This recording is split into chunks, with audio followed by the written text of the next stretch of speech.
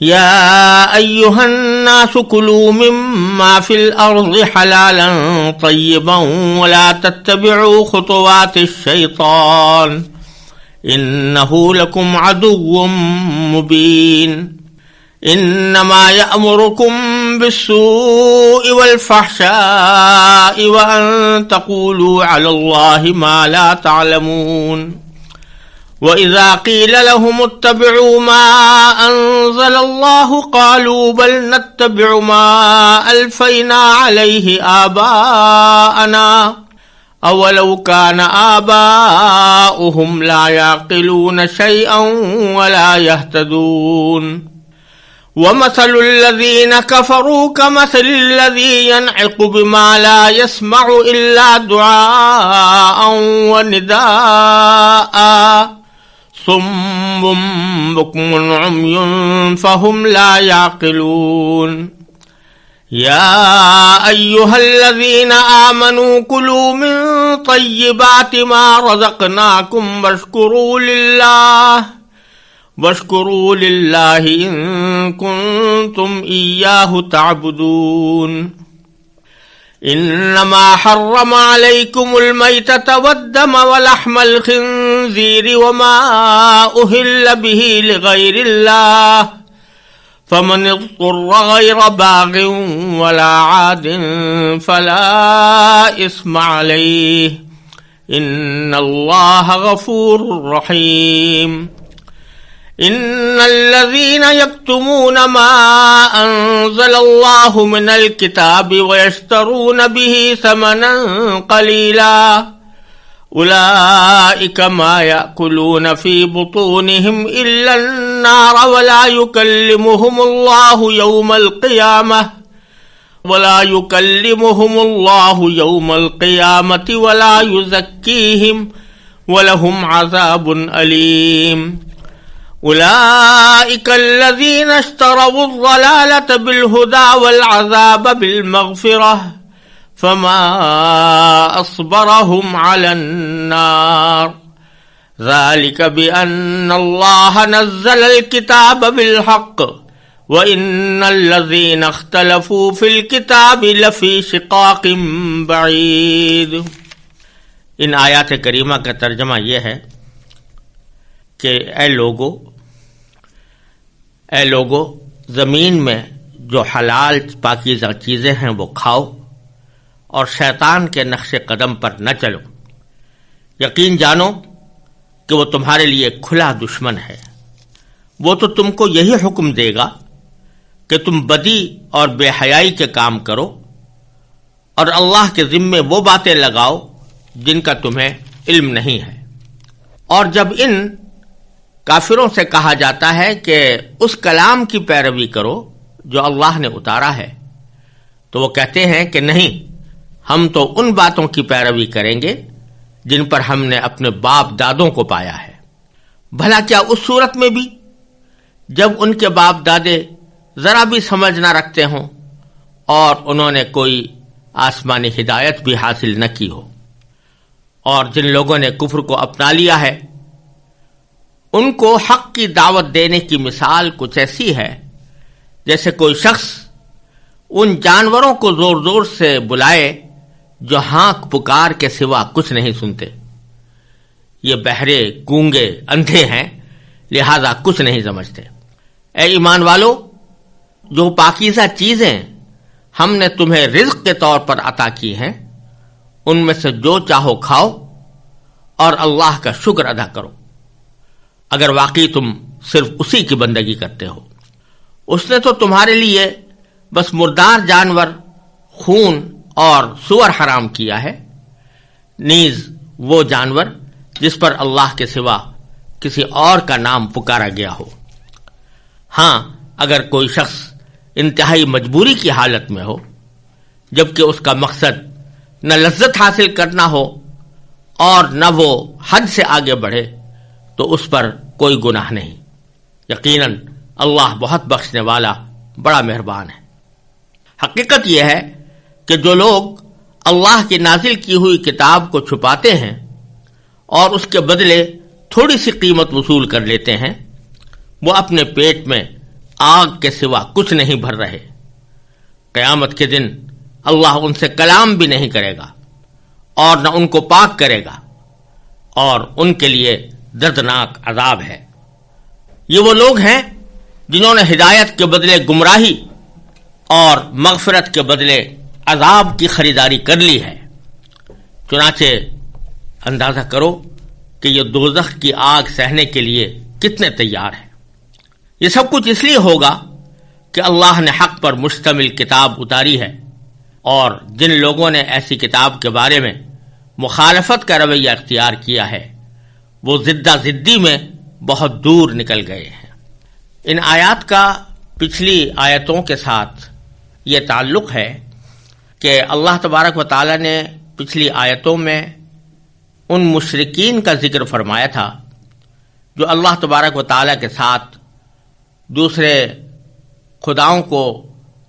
جھوٹے خداؤں کو اپنا معبود سمجھتے تھے اور اللہ تعالیٰ کے ساتھ کسی کو شریک ٹھہراتے تھے۔ اسی شریک ٹھہرانے کا ایک شاخسانہ یہ تھا کہ انہوں نے نہ جانے کس بنیاد پر بہت سے جانوروں کو اپنے اوپر حرام کر رکھا تھا۔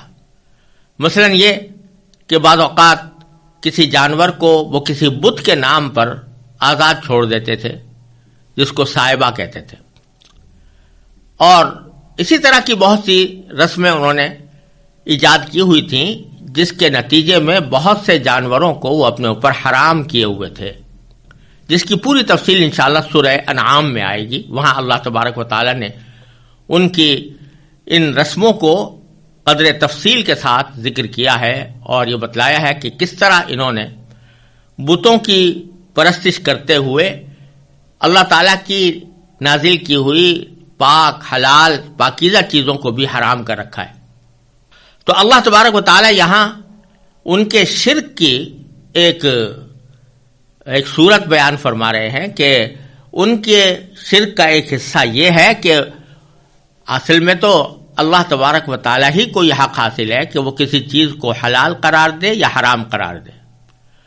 اور شریعت کا اصل حکم یہ ہے کہ جب تک اللہ تبارک و تعالیٰ کی طرف سے یا اللہ کے رسول صلی اللہ علیہ وسلم کی طرف سے کسی چیز کو حرام قرار نہ دیا گیا ہو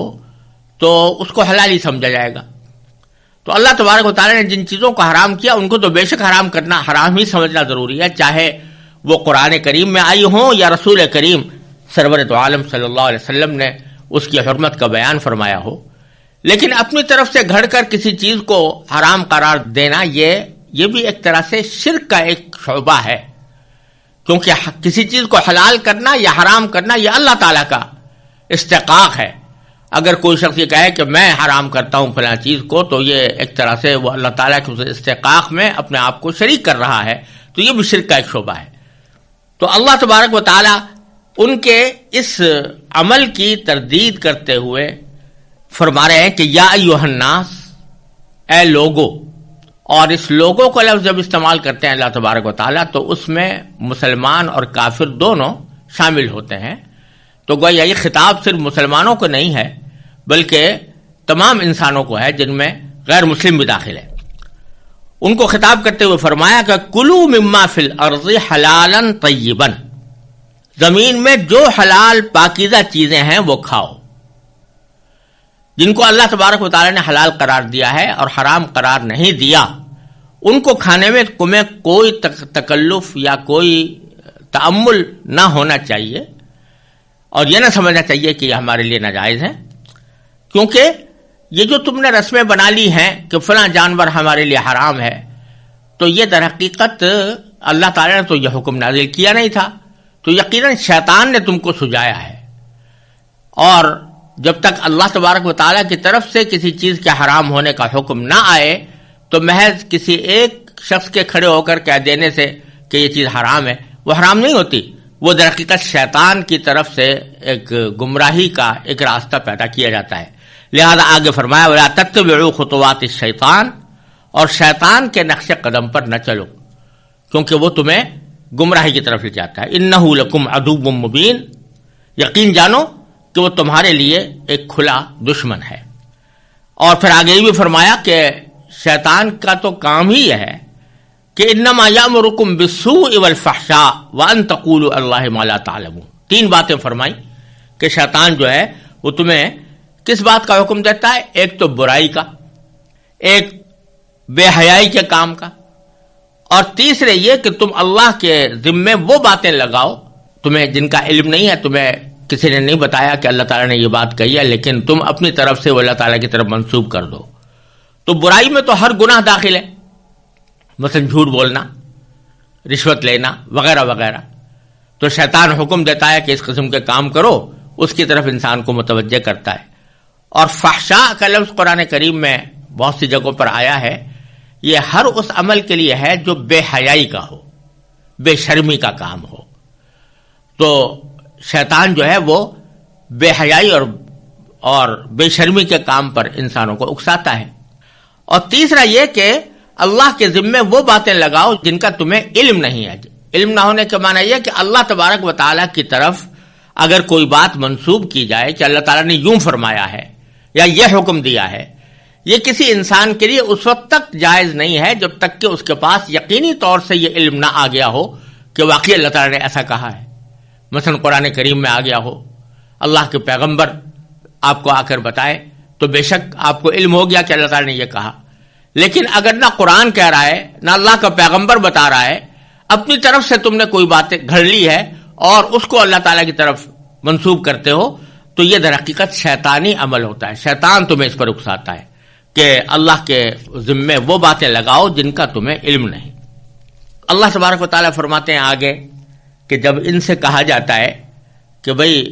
تم نے اپنی طرف سے ان چیزوں کو کیسے حرام کر لیا، اللہ تعالیٰ کا تو کوئی حکم ایسا آیا نہیں تھا، اور اس کے بجائے تم اللہ تبارک و تعالیٰ نے جو تم پر حکم نازل کیا ہے یعنی قرآن کی صورت میں اس کی پیروی کرو. تو اس کے جواب میں وہ ہمیشہ ایک ہی بات کہتے ہیں کہ ہم تو اپنے باپ دادوں کو اسی طرح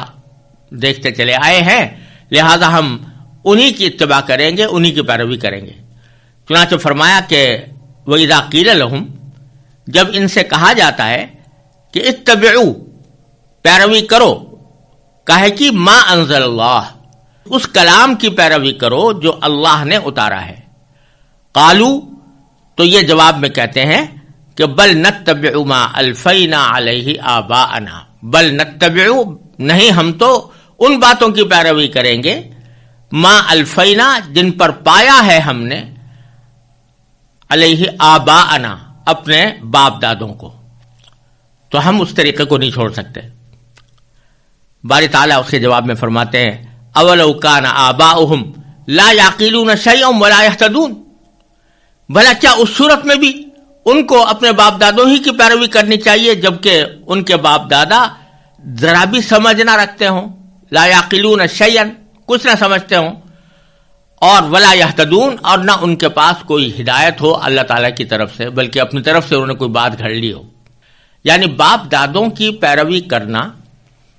کسی ایسے معاملے میں کہ جس کا حقیقت میں حق صرف اللہ تبارک و تعالیٰ کو ہے، وہی کہہ سکتا ہے کہ یہ چیز حلال ہے یا حرام ہے. اور اگر کسی شخص نے اپنی طرف سے کہ کوئی حلال یا حرام کوئی بات کہہ دی کہ فلاں چیز حلال ہے یا حرام ہے، اور اس کے پاس اس کی کوئی دلیل ہو نہیں، نہ قرآن میں، نہ رسول اللہ صلی اللہ علیہ وسلم کے ارشاد میں، نہ کسی پیغمبر کی تعلیم میں اس کو حرام قرار نہ دیا گیا ہو، اور کوئی شخص کھڑا ہو کر کہہ دے کہ یہ چیز ناجائز ہے، تو چاہے وہ نسلاً بعد نسلن، اس کے بعد نسلوں تک اس کو برا سمجھا جاتا رہا ہو، لیکن ان لوگوں کے نسلوں کے برا سمجھنے کی وجہ سے وہ چیز بری نہیں ہو جاتی، ان کے غلط سمجھنے کی وجہ سے وہ حلال چیز حرام نہیں ہو جاتی. تو یہ جو کہتے ہیں کہ ہم نے صاحبہ کو حرام کر لیا اپنے اوپر، یعنی اس جانور کو جس کو بتوں کے نام پر چھوڑا ہے، تو اس لیے حرام کر لیا کہ ہم باپ دادوں سے یہی سنتے چلے آئے ہیں. اب باپ دادوں کے پاس تو کوئی دلیل تھی نہیں، تو یہ فرما رہے ہیں اللہ تعالیٰ کہ اگر باپ دادوں کے پاس کوئی دلیل ہو اور وہ تمہارے سامنے آ جائے، ان کی خود ان کے اندر عقل ہو، فہم ہو، دین کی سمجھ ہو، ان کے پاس اللہ تعالیٰ کی طرف سے کوئی ہدایت آئی ہوئی ہو، تو بے شک ان کی پیروی کر لو. لیکن جب ان کے پاس بھی کوئی دلیل نہیں، نہ ان کی خود ذاتی سمجھ ہے اور نہ ان کے پاس کوئی اللہ تعالیٰ کی طرف سے ہدایت ایسی آئی ہے، تو پھر ان کے پیچھے چلنا یہ کسی طرح بھی ایک عقل مند انسان کا شیوا نہیں ہو سکتا۔ یہاں ایک بات یہ بھی سمجھنی چاہیے کہ قرآن کریم کی آیات کو اس کے صحیح پس منظر میں سمجھنا ضروری ہوتا ہے۔ بعض مرتبہ اس قسم کی آیتیں اس صورتحال پر بھی چسپاں کر دی جاتی ہیں کہ بعض اوقات جب ہم یہ کہتے ہیں کہ کسی چیز کا ہمیں حکم معلوم کرنا ہوتا ہے کہ یہ چیز حلال ہے یا حرام ہے، تو وہ لوگ کہ جو براہ راست قرآن و سنت سے مسئلے کو سمجھنے کی صلاحیت نہیں رکھتے، وہ اس بات پر مجبور ہوتے ہیں کہ کسی ایسے عالم کی طرف رجوع کریں جس کے پاس قرآن و سنت کا صحیح علم ہو، اور پھر وہ جس چیز کو حلال کہتا ہے اس کو حلال سمجھتے ہیں، جس کو حرام کہتا ہے اس کو حرام سمجھتے ہیں۔ تو بعض مرتبہ امام ابو حنیفہ رحمۃ اللہ علیہ کو قرآن و سنت کا بڑا عالم سمجھتے ہیں، تو جب کوئی مسئلہ آتا ہے تو ہم ان سے پوچھتے ہیں کہ امام ابو حنیفہ رحمۃ اللہ علیہ کی اس کے بارے میں کیا فرمایا ہے، اور اس کے نتیجے میں انہوں نے اگر کسی چیز کو حلال کہا تو حلال سمجھتے ہیں، جس کو حرام کہا اس کو حرام سمجھتے ہیں۔ تو بعض لوگ اس کے اوپر یہ آیت چسپاں کر دیتے ہیں کہ دیکھو یہ تو باپ دادوں کی اتباع ہوئی۔ خوب سمجھ لینا چاہیے کہ قرآن کریم نے یہاں صاف صاف کہہ دیا کہ باپ دادوں کی پیروی اس وقت ناجائز ہے یا حرام ہے جبکہ ان کے پاس نہ عقل ہو نہ ہدایت ہو، نہ ان کے پاس دین کی سمجھ ہے اور نہ ان کے پاس ہدایت ہے۔ ہدایت کے معنی کوئی قرآن و سنت کی تعلیم ان کے پاس نہیں ہے، اور پھر وہ اپنی طرف سے کوئی بات کہہ رہے ہیں تو پھر ان کی پیروی بالکل شرک کے مرادف ہے۔ لیکن اگر کسی عالم کی پیروی اس بنا پر کی جائے کہ بھئی ہمارے پاس تو قرآن و سنت کا علم نہیں ہے، اس کے پاس ہے، اور وہ جو کچھ کہہ رہا ہے وہ قرآن و سنت کی تشریح میں کہہ رہا ہے، وہ خود اپنی طرف سے کوئی حکم نہیں نکال رہا بلکہ قرآن اور سنت کے حکم کی تشریح ہمارے سامنے کر رہا ہے، اس طرح اس کے علم پر، اس کے فضل پر، اس کے تقوی پر اعتماد کرتے ہوئے ہم اگر اس سے مسئلہ پوچھ کر اس پر عمل کریں تو اس پر یہ پھبتی نہیں کسی جا سکتی کہ یہ باپ دادوں کی پیروی ہو رہی ہے۔ اس لیے کہ کوئی بھی شخص جب کسی عالم سے کوئی سوال کرتا ہے، یا ہم لوگ مثلا امام ابو حنیفہ رحمۃ اللہ علیہ کی، امام شافعی کی، امام احمد بن حنبل کی، امام مالک رحمۃ اللہ علیہ کی کے بارے میں ان کی طرف رجوع کرتے ہیں، ان کی کتابوں کی طرف جاتے ہیں، تو ہمارے دل میں اعتقاد یہ نہیں ہوتا کہ یہ خود حلال و حرام کرنے والے ہیں، بلکہ اعتقاد یہ ہوتا ہے کہ یہ قرآن اور سنت کا صحیح علم رکھتے ہیں، لہذا انہوں نے قرآن و سنت سے جس چیز کو سمجھا ہوگا تو وہ ہماری سمجھ سے بہتر ہوگا۔ اس نقطہ نظر سے جب ہم ان کی تقلید کرتے ہیں یا ان کے حکم کو مانتے ہیں یا ان کے جس بات کو وہ حلال کہتے ہیں اس کو حلال، جس کو حرام کہتے ہیں حرام سمجھتے ہیں، تو یہ آیت اس کے اوپر صادق نہیں آتی، جس کی ایک واضح دلیل یہ ہے کہ اگر بالفرض ایک ہم پر یہ واضح ہو جائے کہ مثلا اس معاملے میں امام ابو حنیفہ رحمۃ اللہ علیہ نے جو بات فرمائی تھی اس کے خلاف نبی کریم سرورت عالم صلی اللہ علیہ وسلم کا کوئی صاف صریح حکم موجود ہے، بشرطے کہ ہم اس موضوع کی تمام احادیث کا جائزہ لے چکے ہوں اور ہمارے اندر جائزہ لینے کی صلاحیت بھی ہو، تو اس صورت میں امام ابو حنیفہ کے بجائے اس حدیث پر عمل کریں گے۔ دوسرے یہ کہ یہ کسی امام ابو حنیفہ رحمۃ اللہ علیہ کی یا کسی عالم کی تقلید اس وقت کی جاتی ہے جبکہ جزوی مسائل کا معاملہ ہو، لیکن جہاں تک عقائد کا تعلق ہے عقائد میں کسی کی تقلید نہیں ہوتی۔ اسی طرح یہاں پر عقائد کے معاملے میں کسی کی پیروی نہیں کی جاتی، قرآن و سنت کے جو عقائد ہیں بالکل واضح ہے اور انہی پر عمل کیا جاتا ہے، لیکن ضرورت وہاں پیش آتی ہے جہاں پر ہم براہ راست قرآن و سنت سے مسائل کا خود استنباط نہیں کر سکتے، تو وہاں پر ان کی فہم اور ان کے علم اور فضل پر اعتماد کیا جاتا ہے، لہذا اس کو یہاں پر چسپاں نہیں کیا جا سکتا، کیونکہ قرآن نے صاف صاف کہہ دیا کہ باپ دادوں کی پیروی اس وقت ناجائز ہے جبکہ ان کے اندر نہ عقل ہو نہ ہدایت ہو، لیکن عقل اور ہدایت ہو اور وہ ہدایت کی بنیاد پر کوئی بات کہہ رہے ہوں تو پھر ان کی پیروی کرنے میں کوئی مذائقہ نہیں۔